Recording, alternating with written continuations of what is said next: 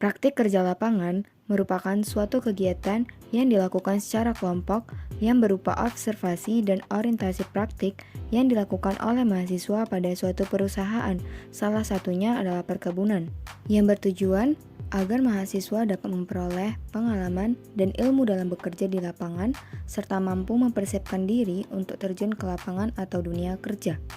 Adapun pelaksanaan praktik kerja lapangan yang dilakukan oleh kelompok 2 di PT Perkebunan Nusantara 4, Unit Adolina, Afdelin 3, Kecamatan Perbaungan, Kabupaten Serdang Bedagai, Provinsi Sumatera Utara. Pengenalan mahasiswa. Faisal Amri Dewantara sebagai Ketua Kelompok 2, kemudian ada 3 anggota lainnya yaitu Cici Aprianingsih, Prisma, dan Diana Fahriani. PT Perkebunan Nusantara 4 merupakan badan usaha milik negara bidang perkebunan yang berada di Medan, Provinsi Sumatera Utara. Pada awalnya, keberadaan perkebunan ini merupakan milik Belanda yang dinasionalisasi pada tahun 1959, yang selanjutnya berdasarkan kebijakan pemerintah telah mengalami beberapa kali perubahan organisasi sebelum akhirnya menjadi PT PN 4. Kebun Adolina didirikan oleh pemerintahan Belanda sejak tahun 1962 dan sejak tanggal 11 Maret 1996 sampai saat ini, Kebun Adolina merupakan salah satu unit usaha dari PT PN 4 dan merupakan badan usaha milik negara. Luas areal hak guna usaha Kebun Adolina seluas 8.965 hektar yang dibagi menjadi 2 bagian, yaitu pertanaman kelapa sawit sebesar 8.500 hektar dan seperti emplasmen pondok bibitan pabrik seluas 315 hektar. PT Perkebunan Nusantara 4 Kebun Adolina berada di Kabupaten Serdang Bedagai, Provinsi Sumatera Utara, yang letaknya di pinggir jalan raya lintas Sumatera antara Kota Medan dan Pematang Siantar, kurang lebih 38 km dari Kota Medan. Daerah kerja Kebun Adolina tersebar di 2 kabupaten, 8 kecamatan, dan 27 desa serta terdiri dari 9 afdeling. Pembibitan kelapa sawit. Bahan tanam yang digunakan di PT PN 4 Kebun Adolina berasal dari benih hasil persilangan Dura dengan Pisifera MTG Sokvin dan Dura dengan Pisifera MTG PPKS. Benih jenis MTG merupakan benih yang memiliki keunggulan ketahanan moderat terhadap serangan Ganoderma. Ganoderma adalah jamur patogen yang menyebabkan penyakit busuk pada pangkal batang tanaman kelapa sawit, di mana Ganoderma merupakan salah satu masalah utama dalam budidaya kelapa sawit.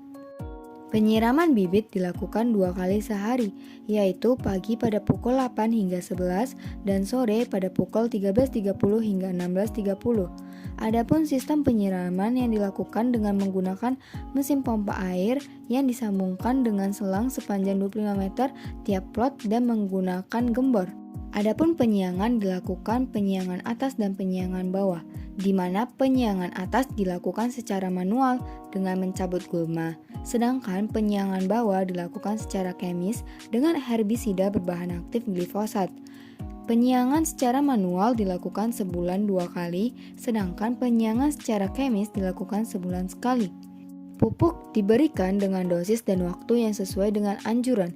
Pupuk NPK diaplikasikan dengan cara ditabur di dalam polybag dengan dosis 5 gram per polybag, yaitu umur 6-8 bulan, sedangkan bibit umur 13 bulan tidak lagi dipupuk. Adapun pemupukan dilakukan dengan waktu 2 minggu sekali atau 2 kali dalam sebulan. Pengendalian hama yaitu ulat kantong, ulat api, dan apogonia digunakan insektisida Scott 0,02 cc per pokok, dan pengendalian penyakit karet daun digunakan fungisida Amistar Top 325 SC Anthrasol Diten 45 dengan dosis 0,02 cc per pokok. Pengendalian hama dan penyakit dilakukan 2 kali dalam sebulan. Pemeliharaan tanaman belum menghasilkan. Kastrasi adalah kegiatan pembuangan bunga, baik bunga jantan maupun bunga betina, yang muncul dari ketiak pelepah kelapa sawit. Kastrasi dilakukan ketika umur tanaman 18-24 bulan. Adapun tujuan dari kastrasi adalah untuk mempercepat dan mengoptimalkan pertumbuhan vegetatif.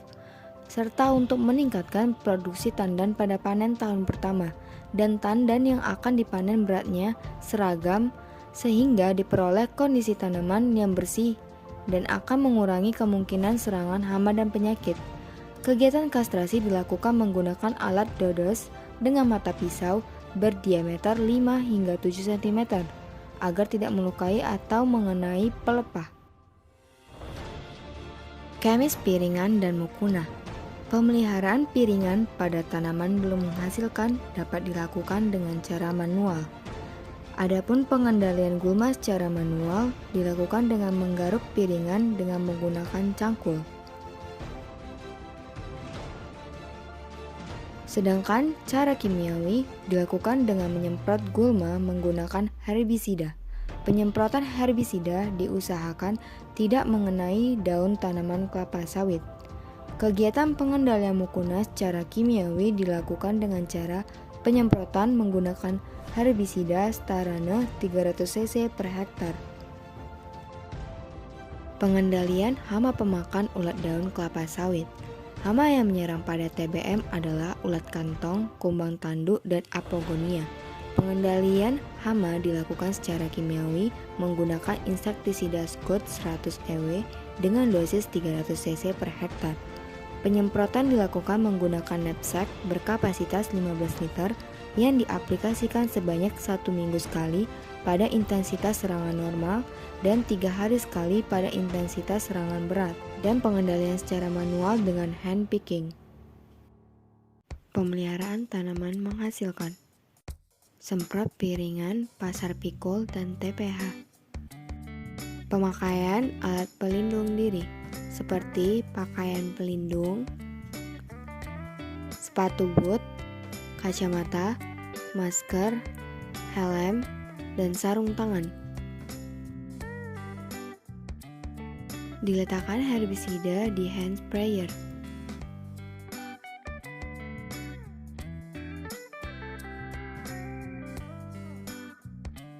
Semprot piringan, pasar pikul, dan TPH adalah kegiatan pengendalian gulma dengan cara blanket.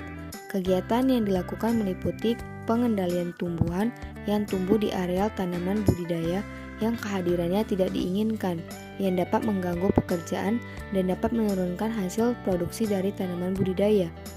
Adapun tujuannya yaitu untuk menghindari persaingan dalam pengambilan unsur hara antar tanaman budidaya dengan gulma. Pemupukan secara mekanis. Pemupukan secara mekanis dilakukan dengan menggunakan alat bernama Kiati X50 atau X55 yang berguna untuk menyebarkan pupuk. Alat Kiati ini menggunakan solar sebagai bahan bakar minyaknya. Untuk dosis 1,5 kg per pokok, maka pengaturan tombol penyebar pupuknya berada pada nomor 2. Ada 3 orang pekerja dalam pemupukan ini, yaitu 1 orang operator alat Kiati dan 2 orang pemuap pupuk ke dalam bak Kiati. Kegiatan pemupukan yang kami ikuti adalah pemupukan dolomit dengan dosis 1,5 kg per pokok. Pemupukan secara manual. Pemupukan secara manual dilakukan oleh pekerja dengan cara menyebar pupuk pada piringan dengan jarak 1,5 meter dari batang kelapa sawit dengan dosis sebanyak 1,5 kg pupuk dolomit per pokok atau setara dengan 3 mangkuk. Pengendalian hama dan penyakit tanaman kelapa sawit. Sensus hama ulat pemakan daun kelapa sawit. Sensus dilakukan dengan cara memeriksa setiap pokok yang merupakan titik sensus dalam baris yang telah ditetapkan dalam satu blok untuk mengetahui ada atau tidaknya serangan hama. Sensus hama dilakukan setiap bulan pada minggu pertama. Pengendalian imago ulat kantong menggunakan light trap. Light trap digunakan untuk memerangkap serangga yang aktif pada malam hari menjelang matahari terbit. Light trap pada kelapa sawit bertujuan untuk memerangkap imago jantan ulat kantong agar nantinya imago betina tidak dibuahi, sehingga populasi ulat kantong dapat berkurang dan menurunkan intensitas serangan pada daun kelapa sawit. Sebelum dilakukan light trap, tentunya terlebih dahulu dilakukan sensus hama ulat kantong. Pengendalian hama ulat api menggunakan injeksi. Trunk injection dilakukan sebagai upaya dalam pengendalian hama ulat kantong. Terdapat beberapa spesies ulat kantong yang ditemukan di lapangan, yaitu Metisa plana, Mahasena corbeti, dan Clania sp. Bahan aktif yang digunakan adalah asefat 75%. Pengendalian ulat kantong dengan injeksi merupakan pengendalian yang efektif untuk mengendalikan populasi ulat kantong. Pengembangan predator ulat pemakan daun kelapa sawit. Pengembangan Sicanus sp dilakukan di rumah kasa yang dilapisi jaring yang hanya ada di Afdeling 3, PTPN 4, Kebun Adolina. Sicanus sp memiliki metamorfosis tidak sempurna yang dimulai dari fase telur, nimfa instar 1-5, dan fase imago, sehingga siklus hidupnya berlangsung selama 119 hari. Sicanus sp diperbanyak sesuai instar di dalam toples plastik yang bagian sampingnya dipotong dan dipasang kain kasa selebar 15 cm x 10 cm. Satu toples berisi Sicanus berpasangan 2-4.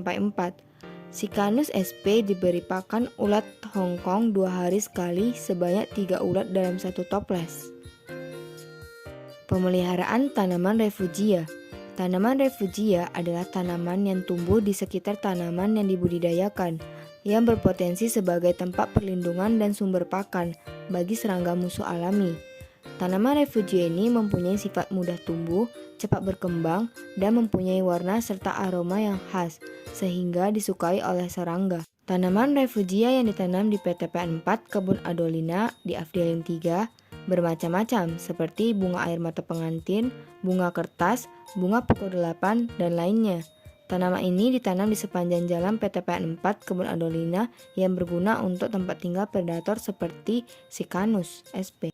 Pemeliharaan jalan dan jembatan. Pemeliharaan jalan dapat dilakukan secara manual ataupun mekanis. Secara manual dilakukan dengan menggunakan tenaga manusia, di antaranya dengan melakukan penutupan lubang-lubang yang terdapat pada badan jalan, pemeliharaan parit kiri dan kanan jalan yang bertujuan agar menjaga jalan dalam keadaan baik. Sedangkan secara mekanis yaitu dengan menggunakan alat berat seperti rod grider dan kompaktor, yang tujuannya yaitu untuk meratakan badan jalan dan menarik kerikil-kerikil yang berserakan di pinggir jalan, serta memadatkan badan jalan. Panen. Panen merupakan suatu kegiatan pengambilan hasil perkebunan dari kelapa sawit berupa tandan buah segar dan brondolan yang akan diproduksi menjadi minyak sawit. Panen adalah serangkaian kegiatan mulai dari memotong tandan matang sesuai kriteria, pengumpulan ke TPH, dan pengutipan brondolan. Tujuan panen untuk mengambil seluruh buah yang sudah matang panen sesuai dengan mutu dan kriteria, sehingga didapatkan hasil dan produksi minyak dan inti sawit yang maksimal. Tandan buah segar dimuat ke dalam truk untuk diangkut ke loading ramp.